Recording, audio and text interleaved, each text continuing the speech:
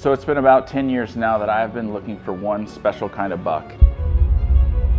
I just promised myself that I'd be willing to eat my tag to try to find that one special, once in a lifetime kind of buck. Make a shot of a life. It's 11:30.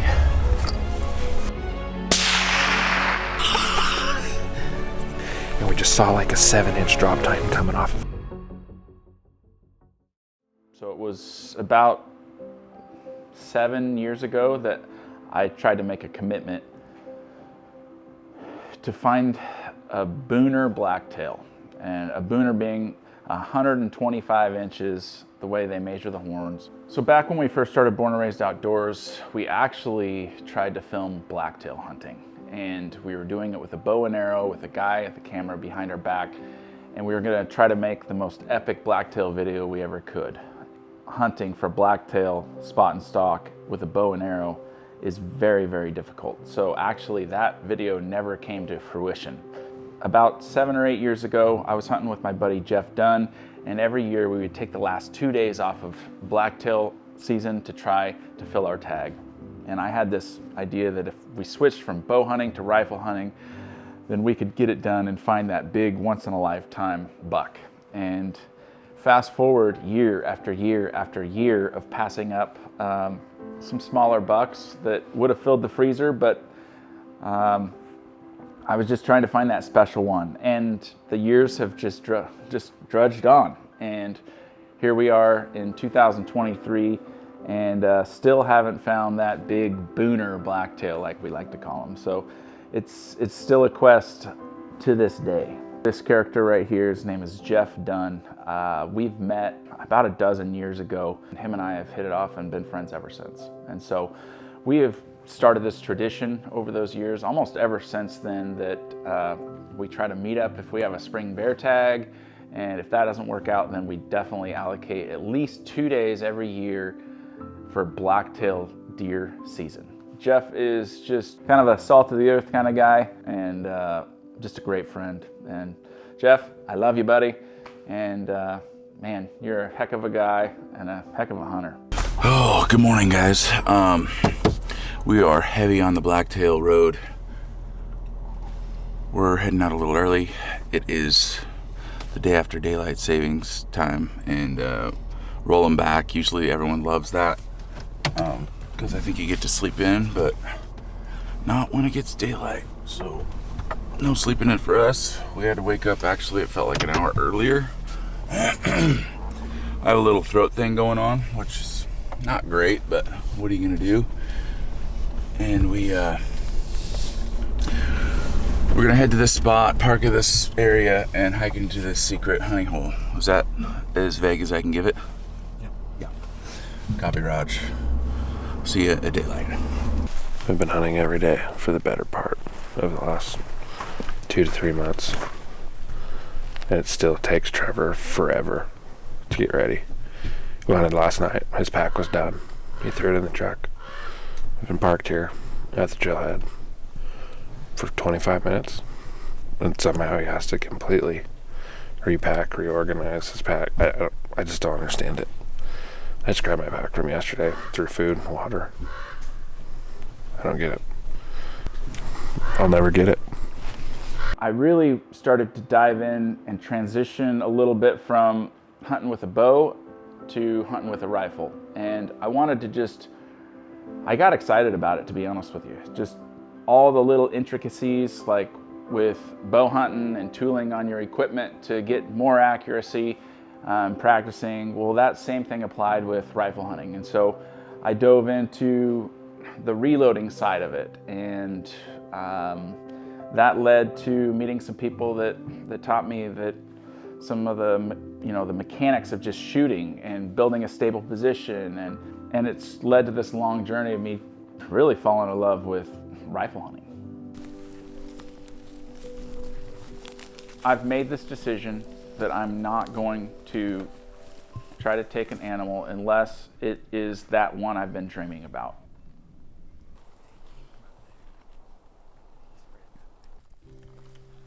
So, welcome Jeffrey to the channel today. Yes, sir. He just spotted a buck at spot ever. The better part of a decade away. Looks about to be 1,300 yards. It's right in the middle. Anyone have a hang glider? You do. I I have very little faith that we can shoot them from below us. Yeah. Just looking up into that stuff's gonna be Very little faith. Impossible. Unless he came like right out on the face, which I don't.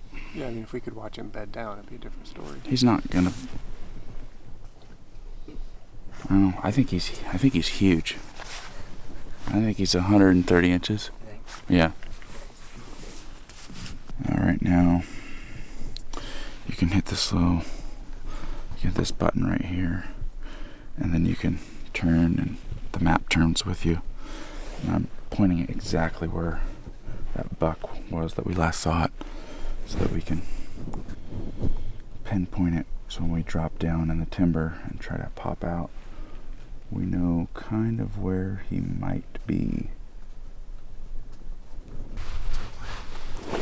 We're gonna drop down this mountain. Another, it's about 400 vertical. But it's gonna be like 700 yards. I don't know, it's pretty steep right here.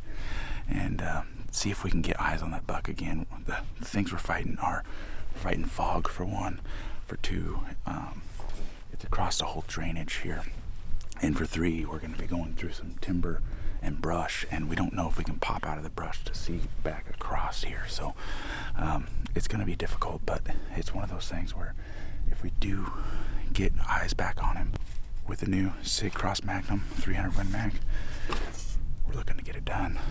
Either that or Jeffrey's gonna lay the hammer down on him with his gun. He was the one who spotted him. He gets first dibs, so I will follow up as backup when he misses. You know what I mean? So I can say hands down, precision shooting has made me a better hunter as a whole. About 5 years ago, Trent and I decided to go to a precision shooting match so that we could just basically see where we were at in the precision shooting world and see what we were capable of and what we were absolutely not capable of. And what a humbling experience. First of all, meeting those people, they really kind of opened up their arms and just kind of gave us all the information.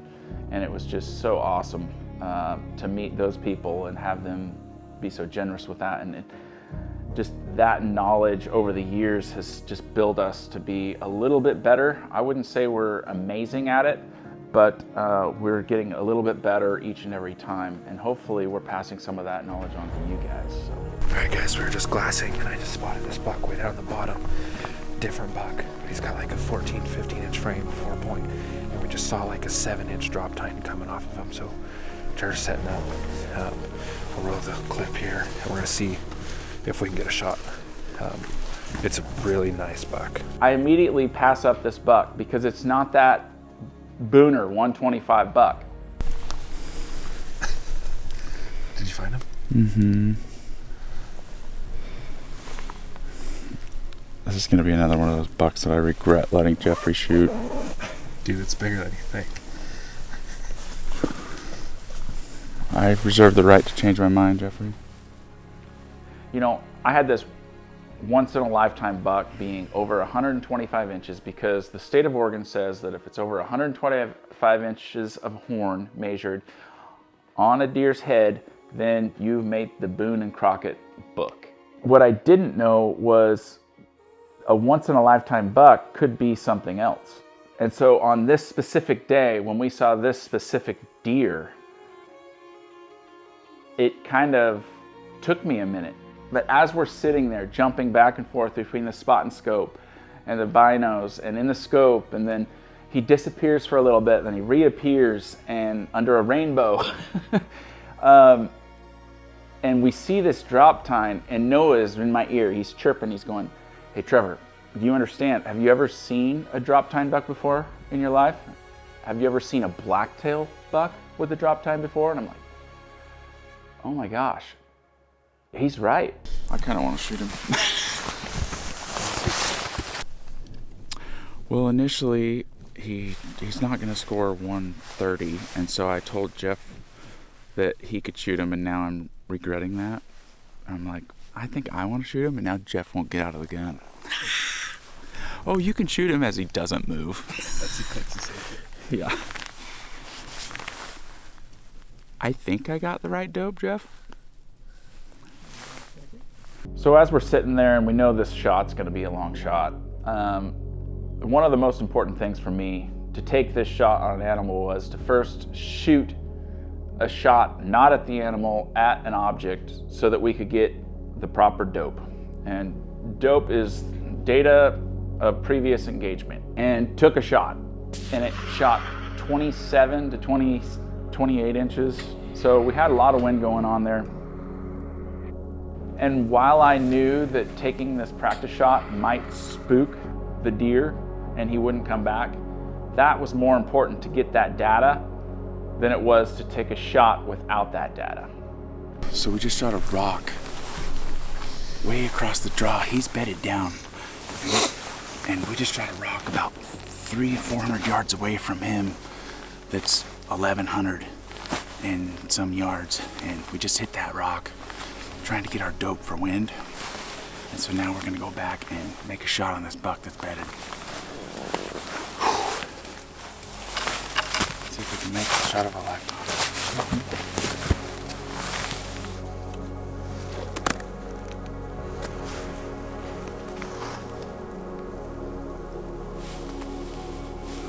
Man, he is cool. That's the first time I ever seen a drop 10 buck in a, hunting spot.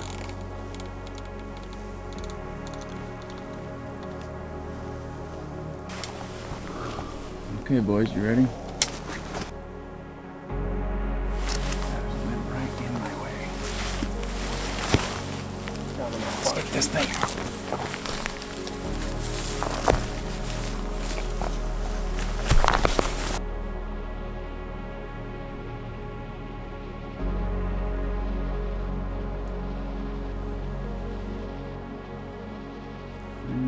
I need to see it. This crackers are really tough.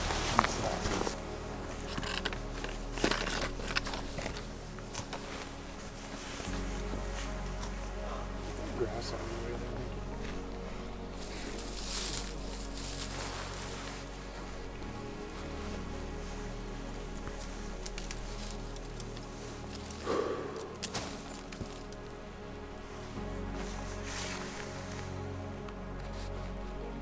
You ready? Yep. Ready? Yep.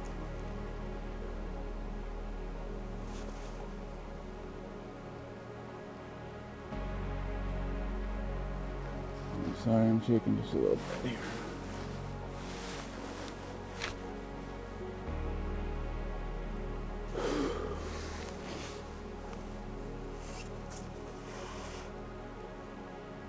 Ready? Yep.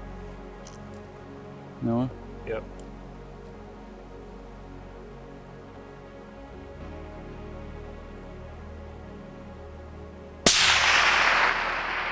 Smoke him. Reload.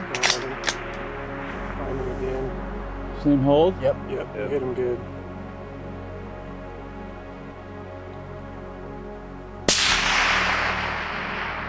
Hit him again, I think. I don't know if that one hit him.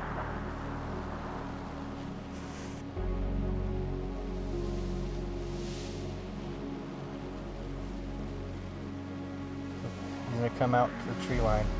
Yeah. rolled him. He just rolled. He's down? Yep. Got him. He's down. You got him.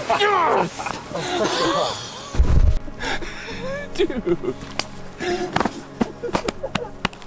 1,100 yards. Dude, you Oh my gosh, dude.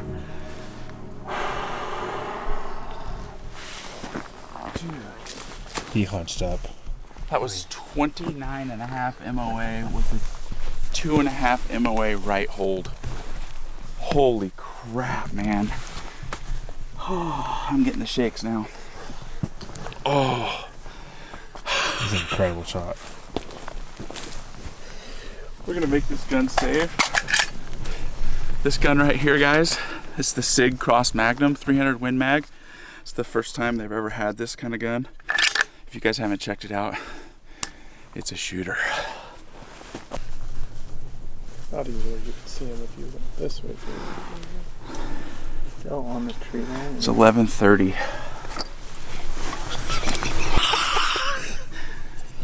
We shot that rock and it shot way to the left, like 20 inches.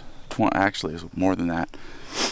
And so I just held in my reticle and saw the reticle. It was like 2 and like 2 1/4 to 2 1/2. So I dialed it 2 1/2. Dude.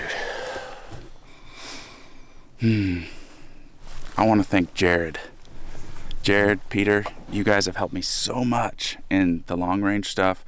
Going out to, and you doing the little schools for us has been such a big help. And thank you guys, appreciate it. He's come out and bear camp last year and just spent a lot of extra time when he didn't have to. So Jared, thank you, man. Okay guys, so I got Hunter, my nephew, and myself, and we're gonna actually bail off this mountain all the way down to the bottom where I shot that buck. And so guys, we're just taking a break here before we walk up to the buck. I think he's another 150 yards.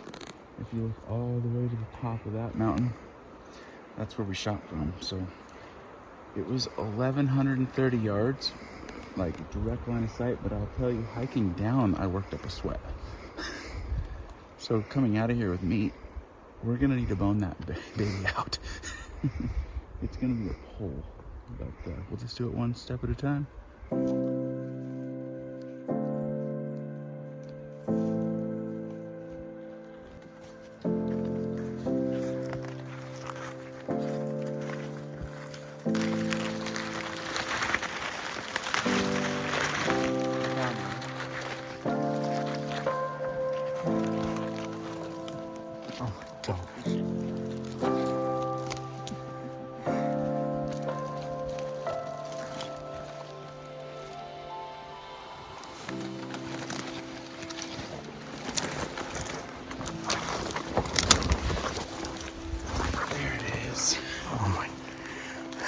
We saw that baby and we're like, we have to do it. We have to shoot him. I'm mounting this deer. It's not an old deer, but wow, how cool. Whew. Oh. I'd be lying if I said that like I was just jacked about having to shoot this far at an animal. But at the end of the day, this is as close as we could possibly get. And at the end of the day, we felt like we had all the training and equipment to make an ethical shot. And I know that's not gonna be, this is not gonna be an ethical shot to some, and it'll be that to others. And I think it just comes down to each person has your own ethical shot, and that's okay. And but this is the decision we made as a team. So as I reflect back on this season with this specific once-in-a-lifetime deer, it kind of makes me happy that I haven't gotten that booner yet, because next year I have something else to go after.